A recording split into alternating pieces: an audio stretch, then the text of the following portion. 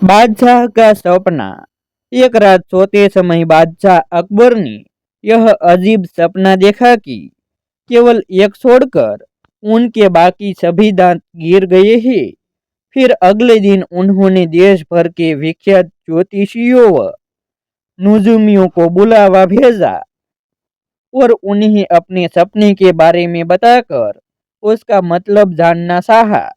सभी ने आपस में विचार विमर्श किया और एक मत होकर बादशाह से कहा, जहांपना, इसका अर्थ यह है कि आपके सारे नाते रिश्तेदार आपसे पहले ही मर जाएंगे।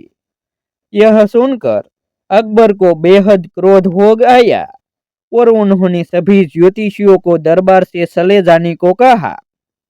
उनके जाने के बाद बादशाह ने बीरबल से अपने सपने का मतलब बताने को कहा। कुछ देर तक तो बीरबल सोच में डूब रहा, फिर बोला, हुजूर, आपके सपने का मतलब तो बहुत ही शुभ है। इसका अर्थ है कि अपने नाते रिश्तेदारों के बीच आप ही सबसे अधिक समय तक जीवित रहेंगे। बीरबल की बात सुनकर बादशाह बेहद प्रसन्न हुई। बीरबल ने भी वही कहा था जो ज्योतिषियों ने, लेकिन कहने में अंतर था। बादशाह ने बीरबल को इनाम देकर विदा किया। ऐसी ही वीडियो देखने के लिए हमारे यूट्यूब चैनल सब्सक्राइब करें और वीडियो को लाइक करें।